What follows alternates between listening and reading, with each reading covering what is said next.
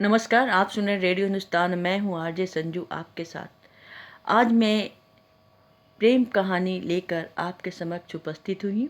ये कोई ऐतिहासिक धार्मिक प्रेम कहानी नहीं है, बल्कि आधुनिक युग के महान उपन्यासकार धर्मवीर भारती द्वारा रचित गुनाहों के देवता की कहानी है। गुनाहों का देवता की कहानी लेकर उपस्थित हुई हूँ। वैसे ये उपन्यास है और बड़े फॉर्म में है, तो मैं इसका सारांश लेके आपके सामने आई हूँ। गुनाहों का देवता। जो भी साहित्य प्रेमी होंगे जो भी साहित्य प्रेमी हैं, वे दो चीज़ को कभी नहीं भूल सकते हैं। हमारे हिंदी साहित्य में उसने कहा था, कहानी जिसे चंद्र शर्मा गुलेरी ने लिखी थी, वो मील का पत्थर बनी है। उसी तरह धर्मवीर भारती द्वारा रचित गुनाहों की देवता उपन्यास भी मील की पत्थर साबित हुई है और लोगों ने बड़े ही चाव से इस कहानी को पढ़ा है। इस उपन्यास को पढ़ने का सौभाग्य मुझे तब प्राप्त हुआ जब मैं 10वीं पास कर चुकी थी। मेरी माँ के पास ये उपन्यास था और मैं बहुत ही लालायित रहती थी उपन्यास पढ़ने के लिए। तो मेरी माँ ने कहा कि जब तुम 10वीं पास कर जाओगी तो मैं तुम्हें उपन्यास दूंगी। माँ अपने कॉलेज ज़माने में ये बुक को खरीदी थी, पुस्तक को खरीदी थी। वो पुस्तक माँ के पास रखी हुई थी। और जिस दिन मेरा स्कूल फाइनल एग्ज़ाम यानी कि मैट्रिक एग्ज़ाम ख़त्म हुआ, तो मेरी माँ ने वो बुक मुझे दी। बचपन में कॉमिक्स तो पढ़ते थे ही, लेकिन उपन्यास पढ़ी। शायद मेरी किशोरावस्था कहिए या जो कहिए, टीनेजर ही थे। ये उपन्यास सच में अगर हम कहें, गुनाहों का देवता उपन्यास गीता महाभारत का जो महत्व है, जो हमारे महाकाव्यों का महत्व है, मेरे जीवन में गुनाहों का देवता का महत्व भी उस तरह की है। जब मेरी सहेलियां पूछती थी ना कि तुम्हारी अंतिम ख्वाहिश क्या होगी, तो मैं यही कहती थी कि मेरी अंतिम ख्वाहिश यही होगी कि जब मैं मरूं तो मेरे बगल में गुनाहों की देवता को रख देना। मेरी आत्मा की शांति मिल जाएगी। सचमुच में जो भी साहित्य प्रेमी है, जो साहित्य में रुचि रखते हैं, इस किताब को अवश्य पढ़ें। गुनाहों को देवता को पढ़ें। आपने प्रेम कहानियाँ बहुत पढ़ी होंगी, लेकिन ये प्रेम कहानी है ना, वो अलग तरह की है, अलग, एकदम अलग। जिसमें हीरो हीरोइन को नहीं कहता, जिसमें नायक नायिका को आई लव यू नहीं कहता, पर दोनों एक दूसरे को बहुत प्यार करते हैं। और ऐसा प्यार जो दोनों को पता ही नहीं चलता कि हम दूसरे से इतने जुड़े हुए थे। गुनाहों का देवता उपन्यास के में महिला किरदारों की संख्या थोड़ी अधिक है और हर महिला एक, जैसे दुर्गा माँ का 9 रूप होता है, वैसे 4-5 जो महिलाएं हैं, सुधा, पम्मी, केसु, बीनती और सुधा की बुआ, सभी का जो कैरेक्टर है वो अलग अलग है। जहाँ सुधा सुकुमार सी, कोमल सी, नाजुक सी लड़की है, वहीं बीनती यथार्थ में जीती है, गांव की लड़की है, अपनी माता की कर्कश बोली को सुनती है, क्योंकि उसके जन्म के समय उसके पिता का देहांत हो गया था। वहीं पम्मी एक ईसाई फैमिली की है, जो काफ़ी मॉड है, मॉडर्न सोसाइटी में मॉडर्न रहती है। वो ईसाई है और उसके सोच में भी आधुनिकता है। गेसु जो कल्पना लोक में विचरने वाली लड़की है, जो शेरो शायरी गज़ल में समय गुजारती है।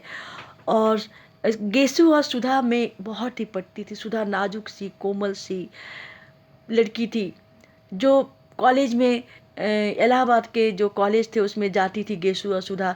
तो कॉलेज प्रांगण, कॉलेज में जो खेत है उनसे चने की साग तोड़ के खा रही है। दोनों ऑफ पीरियड में ज़मीन पे लेट के आसमान को देख रही है। कबूतर आसमान में बादल उड़े हैं, कभी कभी सफ़ेद बादल को कबूतर की संज्ञा दे रही है। और दोनों ख्वाबों की दुनिया में विचरती थी, जहाँ पर केवल केवल सपने ही थे, केवल केवल कल्पना थे। लेकिन ये दोनों का जीवन जितना ये कल्पनाशील थी, उतना ही जीवन में इन्होंने तकलीफ पाई। सुधा की बुआ कर्कश लेडी थी। अब इन सबों के केंद्र में जो गुनाहों का देवता जिनके नाम से गुनाहों के देवता को चरितार्थ करने वाले हिंदू सॉरी गलती से निकल गए, गुनाहों के देवता को चरितार्थ करने वाले जो गुनाहों के देवता के नायक हैं, चंद्र कपूर, शायद नायक का नाम था चंद्र कपूर, जो सुधा के पिता के थीसिस लिखने में भी सहायता करता था। वो गरीब परिवार का था। सुधा के पिता उसे बहुत मानते थे। जब गांव से सुधा आई थी पहली बार, तो एकदम अल्हड़ गांव की लड़की जैसी, जिसके बोली पे लगाम नहीं थी, जो एकदम गांव की जैसी लड़कियां होती है, देहात की लड़कियां होती है, लेकिन चंद्र के सानिध्य में आने पे वो बदलती गई। और ऐसा हो गया कि चंद्र के बिना वो सुई में धागा क्या समाए। चंद्र आएगा तो ही बोलेगा क्या पहनना है, क्या खाना है। दवाई भी नहीं खाती थी, वो हमेशा बीमार रहती थी, उसकी माता नहीं थी। और जो प्रोफेसर साहब थे, जो चंद्र को अपने बच्चे की तरह मानते थे, और तो प्रोफेसर साहब भी कहते थे कि जाओ, पम्मी नाम की लड़की जो थीसिस को वही टाइप करेगी। चंद्र जाता है पम्मी के यहाँ, पम्मी की सौंदर्य और में भी वो बन जाता है। लेकिन यहाँ पर जो पम्मी है, सुधा जहाँ त्याग एक नाजुक जूही की कली है, वहीं पम्मी एक महकती हुई गुलाब की कली है, जो आकर्षित करती है लोगों को। और गुलाब कभी हम महसूस करेंगे गुलाब और जूही में, तो आपका अंतर समझ में आएगा। खैर, तो यहाँ पे सुधा जो है सो सुधा एक मासूम सी कली है, जो चंद्र के आदेशों पे कब उसकी हो गई ये सुधा को भी नहीं पता चलता। जब चंद्र आएगा, नाश्ता करेगा, उसको सेव काट के देगी, जो भी है नान खटाई बना के देगी। और चंद्र कभी कभी शरारत से क्या करता था, जो खाता था उसकी धोती यानी सफ़ेद साड़ी में पोंछ देता था, और सुधा न प्यार से झिड़की देती थी। इस तरह से इन लोग का समय बहुत ही अच्छा से गुजर रहा था। जब सुधा चंद्र को कहती है कि भाई तुम तो पढ़ के पंडित हो गए हो, मेरे लिए टीचर दो, क्योंकि मेरा भी बीए का एग्ज़ाम है, तो कोई हिंदी टीचर खोज के लाओ। तो बिसरिया को लाता है। बिसरिया की एक अलग कहानी है, जो कल्पना लोक में विचरते रहता है। इसी बीच सुधा की बहन विनती आती है, जो फुफेरी बहन है, जिसकी शादी टूट गई है। सुधा की जो एकदम शुद्ध ब्राह्मण का परिवार, जहाँ रसोई में खाना खा रहे हैं, सात्विक सनातनी ब्राह्मण का परिवार सुधा का रहता है। सुधा चंद्र से इस कदर घुल जाती है कि गर्मी के दिन वो इतनी चंद्र से, उसके पता भी नहीं था गर्मी के दिन में चंद्र बैठा है तो उसके पैर के नीचे सर रख के सो रही है। जब चंद्र उदास होता है, सुधा उसको एकदम माँ की जैसे समझाती है। सुधा के मतलब उन लोग का इतना पवित्र प्रेम था या क्या था, वो लोग समझ नहीं पाए। चंद्र तब समझ पाया जब सुधा की शादी कैलाश से हो गई। और सुधा जब शादी के लिए पहले तैयार नहीं थी, लेकिन सुधा के पिता चंद्र को ही कहते हैं कि वो हम पर चिल्लाएगी, तुम मनाओ। और सुधा कहती है कि मुझे शादी नहीं करना, मैं किसी से नहीं करूँगी। चंद्र पूछता है कि तुम किसी से प्यार करती हो? तब सुधा बोलती है कि एक दिन गेसु भी यही पूछ रही थी, लेकिन मैं तो किसी से प्यार नहीं करती, पर मैं शादी नहीं करूँगी। चंद्र बोलता है कि देखो सुधा, हम लोग अच्छे मित्र हैं, हम लोग का आत्मिक रिश्ता, हम लोग की जो रिश्ता की ऊंचाई है उसको कोई नहीं नाप सकता है। तो अगर तुम ना करोगे तो लोग हम लोग पे सवाल करेंगे और ये कहेंगे कि चंद्र ने कैसा बनाया सुधा को, क्यों सुधा ऐसी हो गई, तुम क्या मुझे गिरने दोगी? ये प्यार होता है। सुधा बोलती है नहीं चंद्र, मैं तुम्हें गिरने नहीं दूंगी, तुम हमेशा ऊंचे रहोगे, तुम पर गुनाहों का छींटा भी नहीं पड़ेगा, तुम सबसे ऊंचे रहोगे। और सुधा चंद्र की बात मानकर शादी के लिए राजी हो जाती है। और शादी के राजी होने के बाद में खामोश भी हो जाती है। चंद्र उसको भी ध्यान रखता है, घर का सारा ध्यान रखता है। चंद्र का एकदम घर बाहर दौड़ना। और सुधा टूटते जा रही थी, बीमार होते जा रही थी। अब बोलती थी चंद्र तुम मेरे पास क्यों नहीं आते, अब तो मैं जा रही हूँ, अब तो मेरे पास आओ। सुधा उसकी कमी महसूस कर रही थी। और शादी के दिन भी, तो शादी होने के बाद जो फूल थे, सब आंचल का फूल चंद्र के चरणों पे रख के प्रणाम करती है। चंद्र काँप उठता है। लेकिन सुधा के जाने के बाद चंद्र इस कदर टूट गया कि वो भटकने लगा। उसे लगा कि लड़कियां ऐसी होती है, शादी के पहले ये कहेंगी, शादी के बाद ससुराल में रम जाएगी। हर लड़की को शरीर और प्यार की भूख होती है, ये सब दिखावटी है। लेकिन वो सुधा के अंदर को नहीं समझ पाया। या खींच था कि सुधा क्यों शादी कर गई, कहीं ना कहीं उसके अंदर का जो खींच था वो बोल नहीं पाया। और सुधा भी टूटते जाती है। 2 बार उसका मिसकैरेज हो जाता है। जब चंदर उसको देखता है, यहाँ इलाहाबाद में दोबारा आती है, जब चंदर उसको देखता है तो टूट जाता है चंदर। कुछ 1 सप्ताह साथ गुजारते हैं। सुधा को स्टेशन तक भी छोड़ने जाता है। सुधा कहती है तुम ठीक से रहना चंदर, तुम ठीक से रहना, तुम बिनती से शादी कर लेना। चंदर कहता है हाँ हम ठीक से रहेंगे। लेकिन चंदर टूट जाता है। पहले चंदर भटक रहा था, पम्मी के पास जाता था, पम्मी के वासनात्मक प्रेम में डूब चुका था।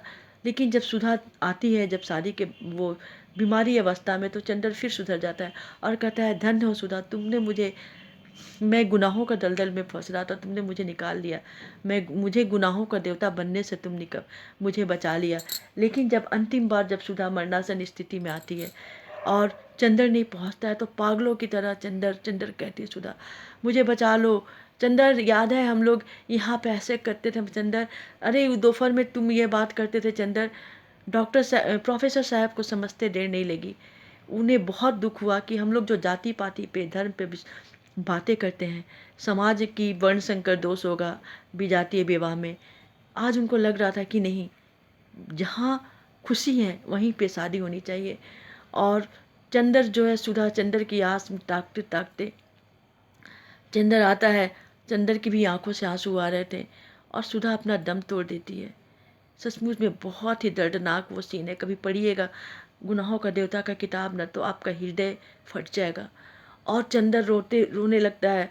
उसके बिनती भी चंदर से लिपट के रोने लगती है। सुधा की जो फुफेरी बहन है बहुत मानती थी, तो चंद्र कहता है नहीं रो, मत रो। बिनती यही पहले भी कही थी कि चंदर बाबू, आपने जिस तरह से सुधा दीदी को रखा है, आप दोनों ही पवित्र हैं, पर मैं पवित्र नहीं हूँ। आपने ऊंचाई पे एक दूसरे को रखा, लेकिन मैं उतना ऊंचाई पे नहीं रहना चाहती। मैं बहुत सीधी लड़की हूँ।